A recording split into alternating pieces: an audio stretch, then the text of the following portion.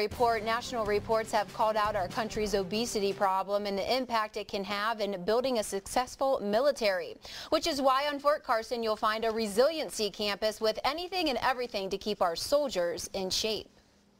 What kind of training, son? Army training, sir!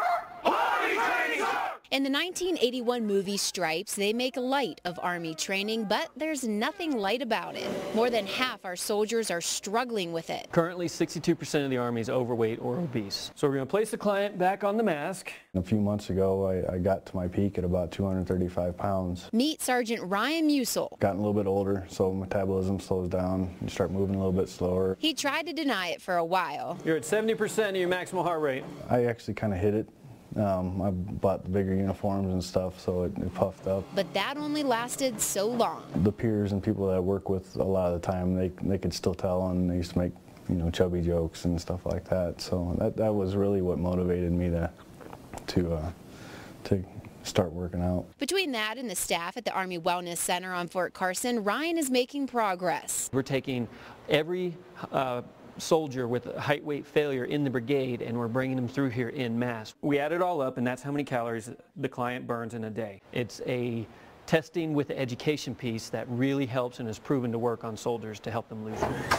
There are 3 tests. First, body fat. Okay, Ryan, just have a seat. All right. You're going to breathe naturally and limit movement, please, okay? Step into the state-of-the-art bod pod. If you just weigh yourself on a scale, you don't know if you're gaining muscle or losing fat or anything. So what the bod pod does, it breaks it down for you, and it will be able to tell through calculations exactly how much of Ryan is, the soldier is body fat versus how much is lean tissue. The results are pretty instant. Fat mass is decreased.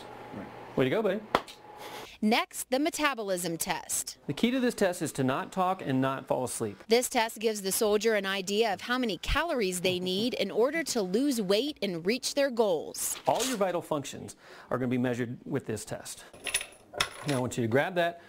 Now keeping your back straight, your knees slightly bent, looking straight up, I want you to pull up as hard as you can, okay? Ready to go. And finally, the physical test. This test is based upon his heart rate, based upon age. Let's go ahead and put this heart rate monitor on. For a civilian, these tests could cost $1,200 each time.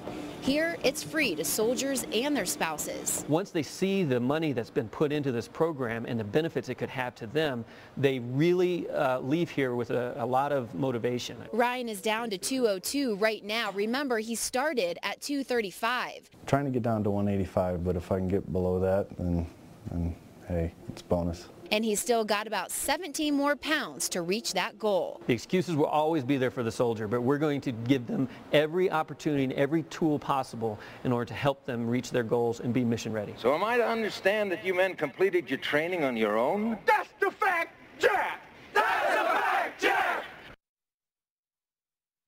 Well, Tony says the cost to maintain a state-of-the-art facility are not as high as the cost to fight diseases that come with being overweight, like diabetes, hypertension, and orthopedic injuries. That bod pod you saw was $80,000. It's only about 4 months old, and already more than 2,000 soldiers have used it. Terry?